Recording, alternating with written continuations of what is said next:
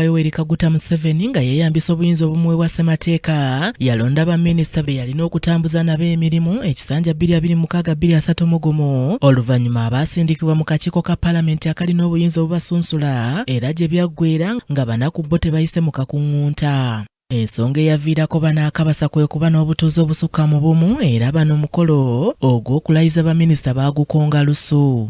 Bano kwaliko Adonia Yebale, Shatsi Musherule Kuteesa, Dr. Lawrence Muganga ne Calvin Achedu nga Dr. Muganga yatuuka n'okutwala abamawulire ku bijja by'abazadde okulaga nti okumuyita omunnalwanda kwali kumusibako matugambuzi kumuliisango. Kati olwayo twogeddeko ne munnamateeka Humphrey Tumwebaze ku nsonga eno era n'atutegeeza nti kikyamu omuntu okubeera minisita ate ng'alina obutuuzi obusoba mu bumu. Kizeeyo ku mukulembeze w'eggwanga naye kye tusaba omukulembeze w'eggwanga twagala afolowinga amateeka kye gagamba. Etteeka ligamba ki ku muntu ayina dual citizenship? Osobola okubeera minisita oba tosobola kubeera minisita? Nze ganza omunnamateeka nkimanyi nti omuntu obeera ne dual citizenship tokkirizibwa kubeera minisita. So baveeyo barenouncinge citizenship ezimu babeere bannayuganda abatuufu. Then they can always be sworn in on another day.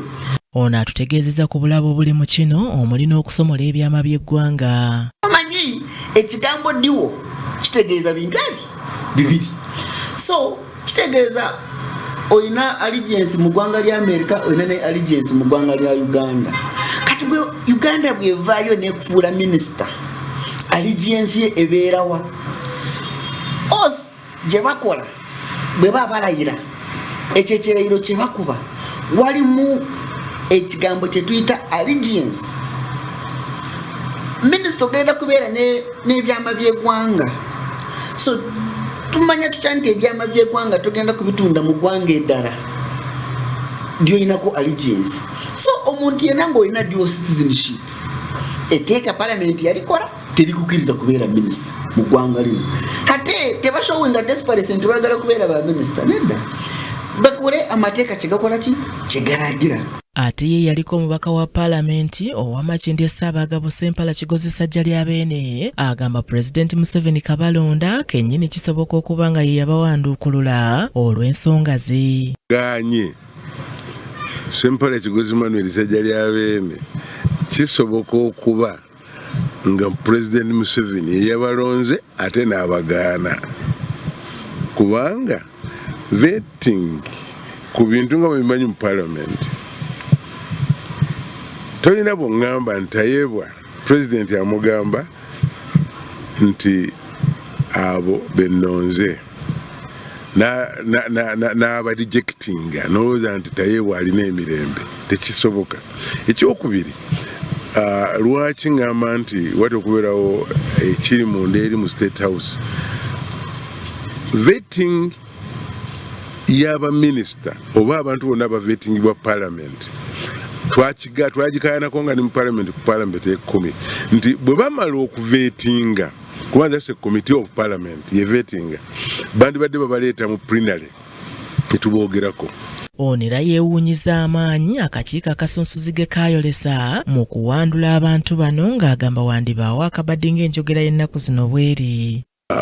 Ebintu bya Uganda bizibu nnyo kubanga politics w'ennaku zino buli omu ayina ngeri gy'asika omugwa. Pulezidenti Museveni ayinza okubanga abantu abo yabeeyambisa okumunoonyeza okumukolerako ebibye, kati nga muganga abadde Canada ani atamanyi nti external intelligence nkulu nnyo wano mu Uganda. Kati that means nti ayinza okuba yamukolera ebirungi nga nabano balina bamukolera ebirungi ffe bye tutamanyi, n'abasuubizi obwa minisita.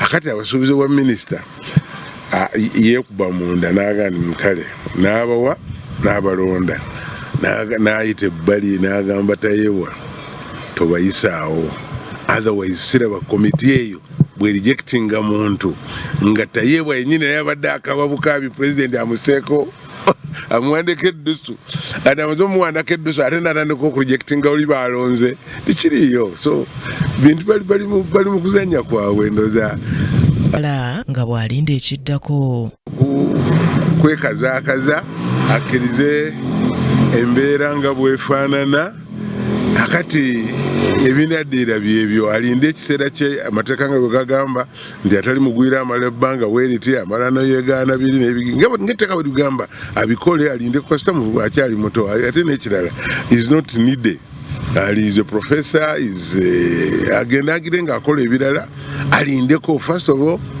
embeera nga bwefaanana system yaabwe ekyaliwo kubanga kati okujjako nga Katonda yasazeewo sikyalaba ngeri ki gye bavaawo gwate oba abantu balonda abantu baabwe abayiseewo ne babateeka ettale ne baleeta abatayiseewo. Aneti Nakayibaale ne Mary Namirimo ku Racket TV amalindirire. Mwebale nnyo Anet Nakayibaale ne Mary Namirimo.